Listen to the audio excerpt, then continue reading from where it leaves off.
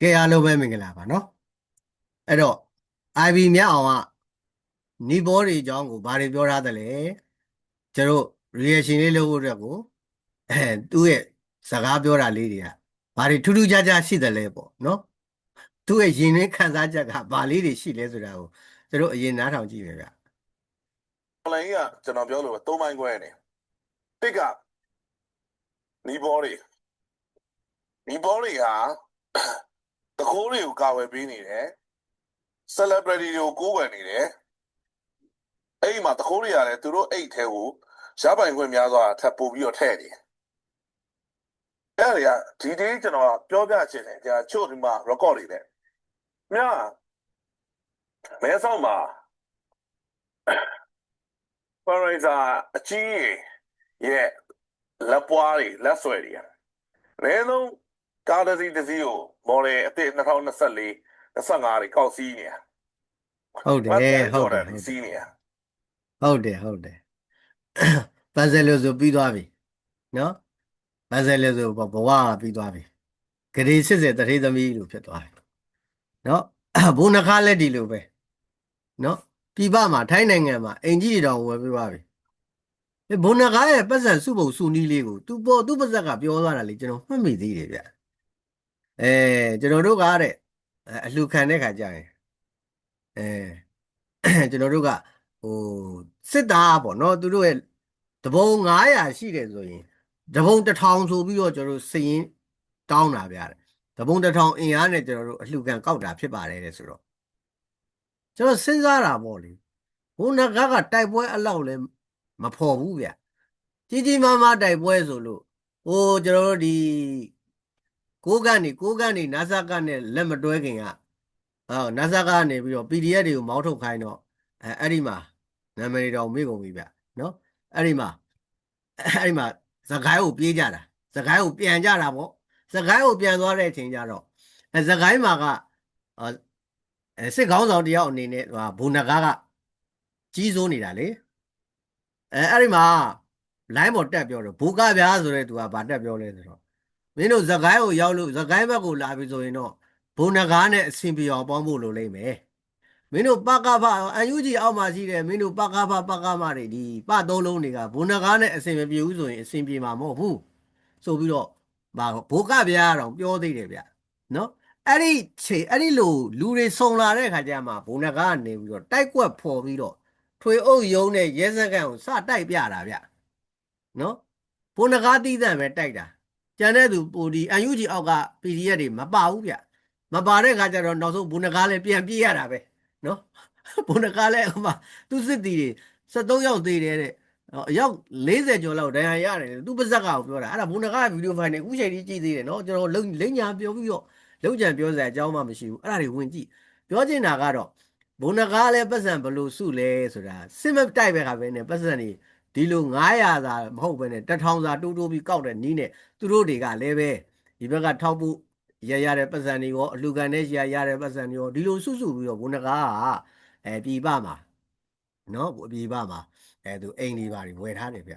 နောက်တစ်ခါဘိုးနဂါကိစ္စရှိသေးတယ်ဗျဒါကသူကဒီထောက်ဖို့ကိစ္စတွေနော် PDF တွေကထောက်ဖို့တွေကိုကာကွယ်နေတယ်နော်ဒီ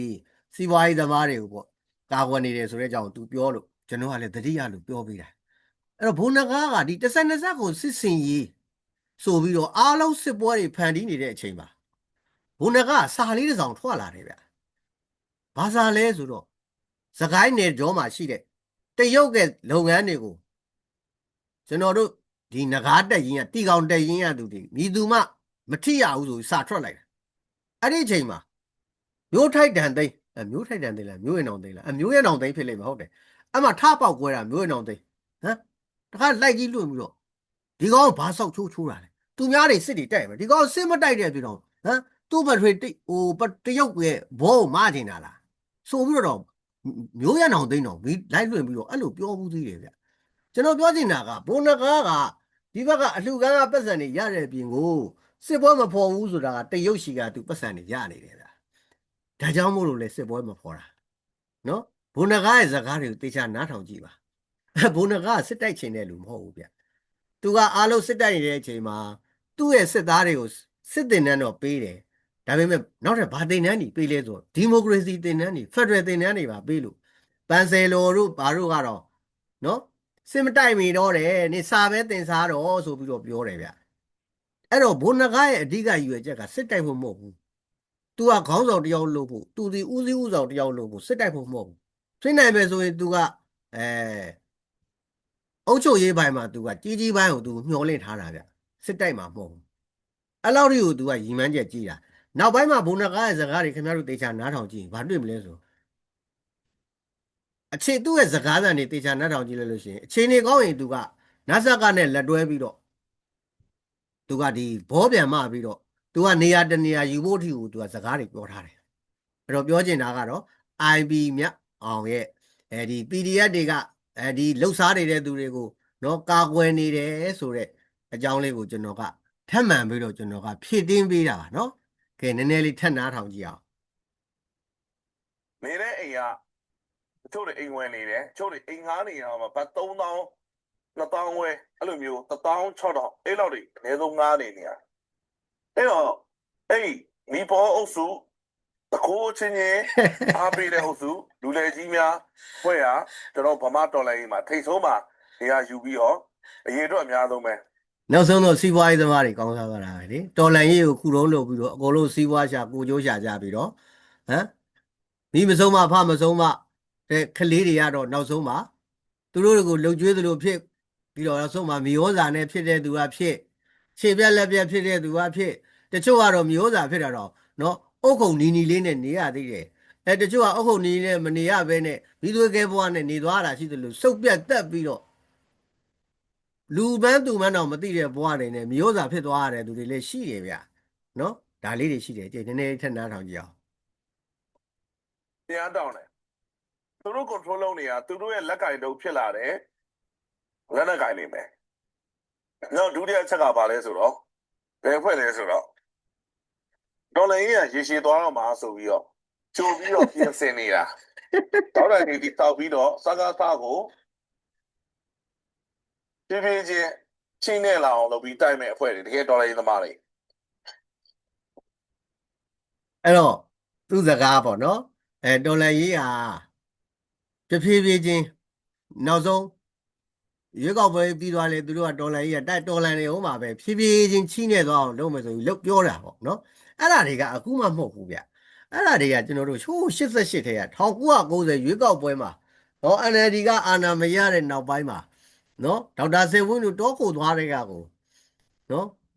အဲ့ဒီတည်းကဒီယူဆတွေဒီခံယူချက်တွေဒီအပြောဆိုတွေပဲအားလုံးဟာဘောပြန်လာမှားတာပဲဒေါက်တာစေဝင်းတို့လည်းဘောမှားတာပဲအကုန်လုံး NCGUB တစ်ဖွဲ့လုံးဘောပြန်လာမှားတာပဲအခုချိန်ထိအခုမနေ့တနေ့ကဒီငိမ့်ငိမ့်ဖိုရမ် NCA မှာလဲအဲ့ဒီမှာ ABS ရဲစားလူတွေနောက်တကအဲ့ဒီ88ចောင်းသားတွေတဲကနေပြီးတော့ BBC မှာသွားပြီးအလုပ်လုပ်တဲ့သူတွေအခုနာဆာကလက်ထဲမှာနာဆာကအောက်မှာရွေးကောက်ပွဲနဲ့ပတ်သက်ပြီးတော့ NCA နဲ့ပတ်သက်ပြီးတော့ Peace Forum နဲ့ပတ်သက်ပြီးတော့လာတက်နေကြတဲ့သူတွေကြီးပဲအဲ့ဒီလိုပဲ IB မြောက်အောင်လို့ပြောသလိုပဲစကားတွေပြောပြီးတော့နောက်ဆုံးနာဆာကဘောလာမကြတဲ့သူတွေကြီးပဲနော်ဘယ်သူမှနာဆာကကိုကြော်လို့မရဘူးတက်မတော်အစိုးရကိုဘယ်သူမှကြော်ခွင့်မရှိဘူးကြော်လို့လည်းမရဘူးဘာဖြစ်လို့ကြော်လို့မရလဲဆိုတော့အမျိုးသားကြိုးစည်းဝါးကိုကာကွယ်စောက်ရှောက်တဲ့သူတွေဒါအမှန်တရားဖြစ်တယ်အမှန်တရားကိုအမှားတရားကဘယ်တော့မှနိုင်ခြင်းဆိုတာထုံးစံမရှိပါဘူးအဲ့တော့အမှားတရားကိုကင်ဆွဲထားတဲ့သူတိုင်းကနောက်ဆုံးမှာအမှန်တရားအောက်ကိုဝင်ရောက်ကြတာပဲဖြစ်ပါတယ်ကဲနည်းနည်းလေးထပ်နားတော့ကြည့်အောင်နောက်ဆုံးပဲကျွန်တော်တို့ပဲလက်နက်ကင်မှုတယ်ဆန္ဒပြမှုတယ်ကြားထောင်မယ်ကြီးလည်းလုပ်မှုတယ်ကြားတယ်နော်လက်နက်ကင်မှုတယ်ဆန္ဒပြမှုတယ်ယူကြီးလည်းလုပ်မှုတယ်အဲ့တော့ဆန္ဒပြတယ်ပေါ့ပြီးတော့သူတို့လက်နက်ကင်တယ်တောခိုသွားတယ်ပေါ့နော်တောခိုပြီးလက်နက်ကင်တယ်ပြီးတော့ထိုင်းနိုင်ငံကနေပြီးတော့အခုသူတို့ယူကြီးလုပ်နေတယ်အဲ့တော့ဘာဖြစ်လဲပြည်ပရောက်မြေအောက်ကွန်မြူနစ်တွေပဲနော်UG ဆိုတော့ဘာလဲမသိပဲဖြစ်နေဦးမယ်ကျွန်တော်တလောကတက်တော့မှာကျွန်တော်စကားတွေပြောမင်း UG ဆိုတာမင်းဘာလဲသိလား OG ဆိုတာမင်းသိလားUG ကဦးချမ်းလေတဲ့ဒါဆို OG ရောက်ကွာ OG ကသားဘွားမိရဲ့ဆရာဝန်နဲ့တော်တယ်ကွာတော့လေးစားတယ်ကွာအဲ့ဒီလိုကောင်မျိုးတွေကလည်းနိုင်ငံရေးစကားတွေတက်ပြောတဲ့သူကရှိသေးတယ်နော်အဲ့တော့ UG ကဘာမှမသိ OG ကဘာမှမသိလဲမလုပ်ကြနဲ့ဟုတ်သိအောင်လဲကြိုးစားကြအောင်အဲ့တော့သူ့ပါဇက်ကပြောတယ် IB မြောက်ဟာသူဒီဆန္ဒပြတဲ့နေရာမှာပါဘူးတယ်ဒေါ်ခိုသွားတယ်လက်နဲ့တင်တန်းသွားတက်တယ် ပြီးတော့ထိုင်းနိုင်ငံမှာထိုင်ပြီးတော့အခုချိန်ထိနော် UG လုပ်နေတယ်အဲ့တော့ဒါကကွန်မြူနစ်ဝါဒတွေဗျနော်သူကိုယ်တိုင်လည်း UG ကွန်မြူနစ်လုပ်ပြီးတော့နော်ကျွန်တော်တို့မြေအောက်လှုပ်ရှားမှုတွေလုပ်ပြီးတော့ဘာဖြစ်လဲတော်လန်ရေးကို supporting ပေးနေတယ်နောက်ဆုံးသူတို့တော်လိုင်းမနိုင်နေဆုံးနေကြအောင်နောက်ဆုံးထိထွက်သက်ထိကြံ့ကြံ့ခံပြီးလှုပ်ဆောင်သွားမယ်ဆိုတဲ့နောက်ဆုံးအဖွဲ့ကကျွန်တော်တို့အဖွဲ့တယ်သူကလည်းပြောတယ်အေးငါတို့မဟာဗမာကလည်းထပ်ပြောလိုက်မင်းတို့နိုင်ငံကိုဖြိုခွဲကျင်တိုင်းဖြိုခွဲလို့မရဘူးမင်းတို့အဖွားကြီးလည်းဖြိုခွဲကျင်တိုင်းဖြိုခွဲလို့မရဘူးတက်မတော်မရှိစစ်သားတွေမရှိတော့ရင်တော့ငါတို့မဟာဗမာတွေရှိနေပြီငါတို့တွေကနောက်ဆုံးခံစစ်ပဲ